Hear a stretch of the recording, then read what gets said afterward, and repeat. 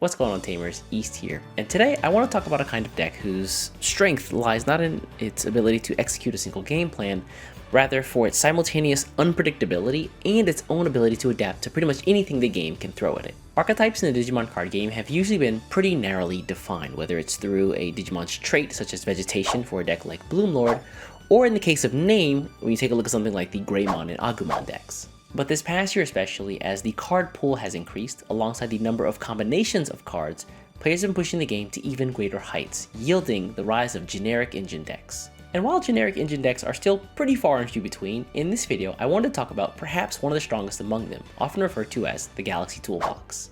What sets the Galaxy Toolbox apart from other generic engines is that those other engines can typically only handle one color, but because of its own innate properties, Galaxy Toolbox can handle two. And while its gameplay might seem a little bit complicated at first glance, it's actually super simple. So in today's video, let's take a look at how the deck works, what makes it so strong, and how you can fight back if you find yourself sitting across the table from it. The true strength of the Galaxy engine is focused at its level 2s in the Sunmon here, and level 3s being Coronamon and Lunamon. What makes most of this engine so great is that, like you see in the evolution costs here, they can come from either red or blue. And so a typical turn 1 might look like evolving into the Lunamon here and raising, and then you want to pass the turn in some way, typically playing down something on the board, like, for example, a Ukomon. Now I think some folks might say that's a little bit of a strange play, passing over 3 like this, and you typically want to play the Ukomon here, but actually this isn't such a bad idea, because when this comes out, you'll get the search from the Ukomon, and also the Lunamon will let you bounce the Ukomon afterward back to hand, and you can gain 2 memory. Another interesting option in this case might actually be something I've seen in a couple of decks, but it's probably not the most popular idea, but that is running a couple copies of the Searcher D-Reaper card, because this is a 1-cost play instead of a 3-cost, and you still get to draw a card. Let's imagine a scenario where our opponent passes us back just 2 memory for the turn, and this is all we have to work with in order to get to a level 6. It's actually not that daunting of a task. So we're just going to pull our Lunamon out here in raising into the battle area. We're going to use her effect at the start of your main phase. You can pull something back to hand and then gain 2 memory, so we're going to go to 4 immediately. And then you start to evolve into your level 4s, either being Pheromon here, the Lekismon, or even the new, or newer rather, Galgamon. So all these cards can evolve off of the Night Fang Light Claw cards, which is technically what this deck's trait is, but isn't super necessary, except in the case of the Galgamon, who says only from blue here, but it has the rule box Night Fang or Light Claw for a cost of 2. So you might see an evolution similar to, let's say, the Pheromon here, where you evolve into him for 2 costs, and then he lets you search. So you get to draw for the evolution, and then you can search the top 3 cards of your deck for a Night Fang or Light Claw card. So if you're missing any of the pieces to go up into either another level 4, hold on for a moment, I know what I'm saying, that sounds kind of crazy, but chill, or your level 5s. And while the deck does have its level 5 pieces, we're actually going to pause for just a moment, and we're actually going to do a little bit of looping. So this is what makes the Galaxy Engine deck so crazy, in that the Lunamon has an effect that says you can take the top card of this stack and put it underneath as its bottom source. Keep in mind that card has to be a Night Fang or Light Claw trait. So in this case, the Pheromon works, but you put it at the bottom of your stack like so, and then you can gain 2 memory. And then you have the option, thanks to the Sunmon's inheritance effect, also to, at that time when you slot a card to the bottom of the stack from the top, to evolve into another Light Fang Night Claw card at cost -1. So in this case, the Galgamon is going to be a 1-cost evolve. He's going to draw for his evolution, and then also his own evolve effect says that you both players draw 1 card, and then if your opponent has 8 cards in hand, or you have 3 or more sources, you gain a memory. From here you want to go into your level 5s, and this deck has 2 great options. The first one being Flaremon, who can delete a 5k or lower DP Digimon on your opponent's side of the board. The other one being the Cressimon, who has a really useful effect, preventing your opponent's Digimon from suspending. This effect I think was so-so when she came out, but now, the way the game is, preventing an opponent's Digimon from suspending is so powerful. Now, you'd probably think that you have to pay 3 memory like you would pretty much any level 5 in the game in order to evolve into these folks. But actually, they have a special effect that says if you have a stack that's Light Fang Night Claw on the board that has 3 or more sources, when you play or evolve into this card, you can do it at cost -2. So if we evolve in this case, we've got something like a 1-cost evolve, we get to delete a Digimon, and we've gotten to our level 5. And this stack has some pretty good effects to boot. Things like jamming from the Galgamon, plus 2000 on your turn from the Pheromon, and then if we get to level 6, the Flaremon also is going to give us plus 2000. And so now if we take a step back and just really look at what we've done in this one single turn, again, this is turn 2 of the game, you've built a level 3 into a level 5 and you've gained a single memory. Remember, we started our turn at 2 here and we're now at 3 after the result of all these effects. And it's at this point the deck really starts to shine. Keep in mind, we've made this stack, gained a single memory, we've got 3 left over, and we still haven't even gotten to our level 6.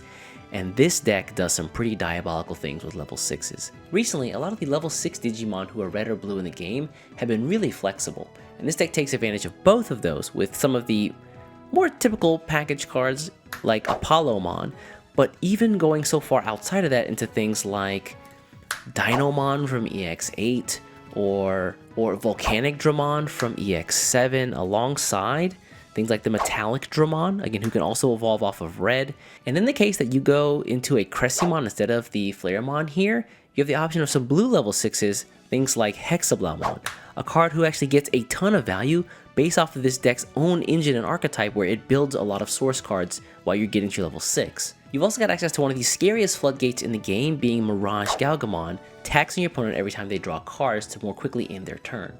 And even though most of these cards have high evolution costs in things like 4 or 5 to go from a level 5 Digimon, because you've gained a memory and you're already at 3, you're not actually passing that much over. At max 2, sometimes just 1.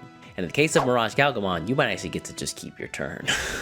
What's really great about all these cards is that they put some sort of pressure on your opponent, where Dinomon forces attacks to go into your Digimon whenever he's rested, and he's got Fortitude, so you can reuse the level 6 again. Mirage Galgamon, like I said before, taxes your opponent and ends their turns quickly. Hexablaumon can freeze your opponent's war with less sources than he has.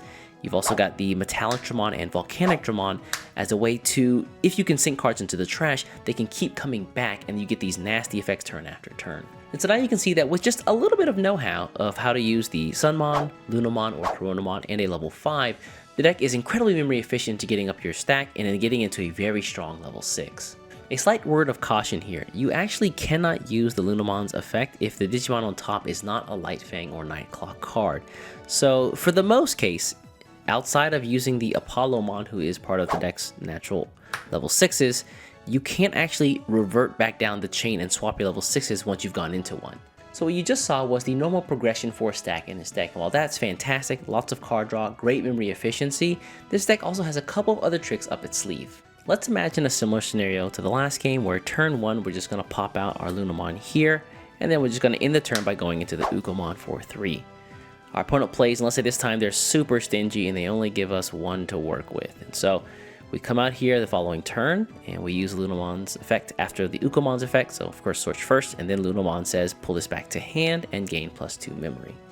Then we evolve on the Lunamon into our Pheromon like before.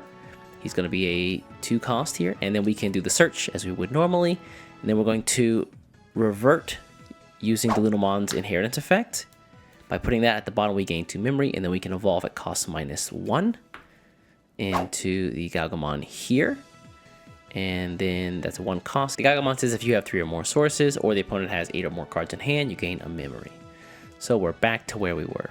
So here we're at a pretty similar point to where we were last time, but instead of evolving your Galgamon into a level 5 at cost minus, we can instead play down a card outside of the Light Fang Nightclaw archetype, being Garudamon Ace for 4.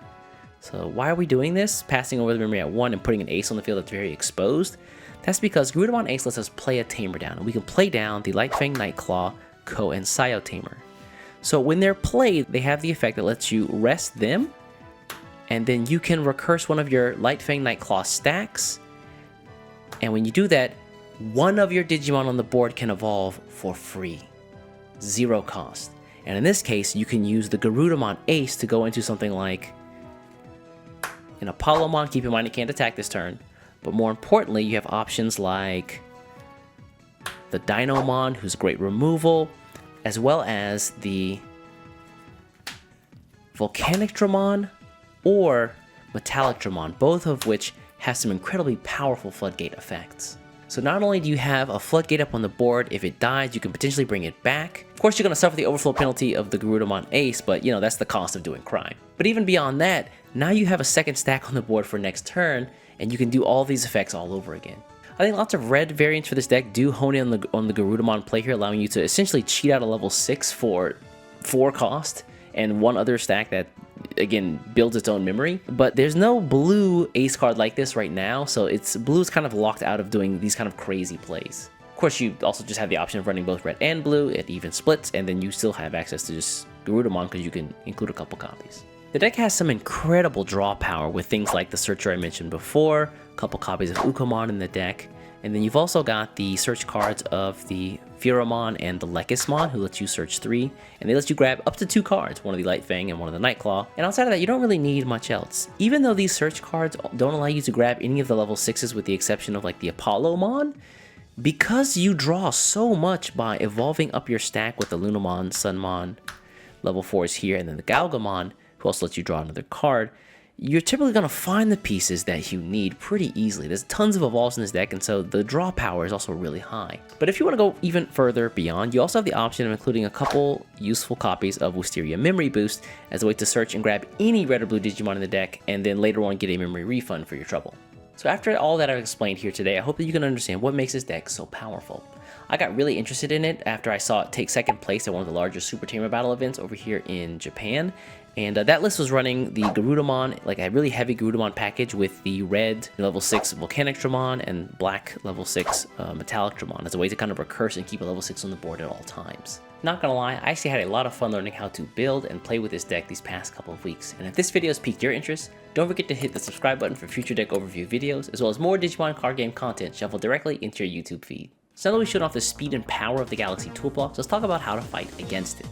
Honestly, the best thing you can do to fight against this deck is make sure that you include a couple copies of a memory floodgate in there so that it stops your opponent from gaining memory outside of tamer effects. This way you shut off all of the Lunamon's memory gain, you shut off the Coronamon's memory gain, and then once you've taken care of that, the only thing you need to worry about is their cost minuses. But because you've done so much work to stop them from gaining memory at level 3s and level 4s, it should slow them down quite a bit and buy you some time. I'll be honest though that fighting against the deck's level 6s once they get there can be kind of tough, and that's because the deck has so many choices for level 6s that they can run, you don't really know what you're going to be going into until you actually see something, so at that point you're already behind.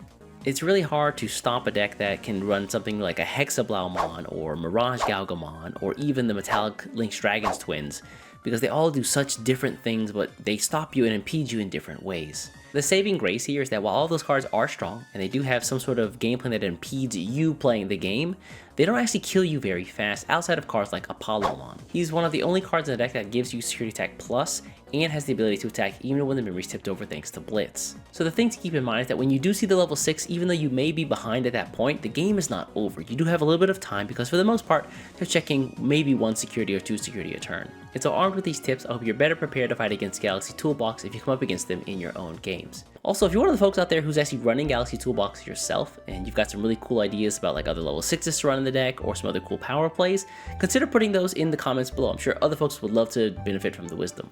Now, if you'll excuse me and some of my friends here need to go do crime. I'm gonna get out of here. Before you get out of here, do me a favor, hit the subscribe button, and I'll catch you in the next one. Take care.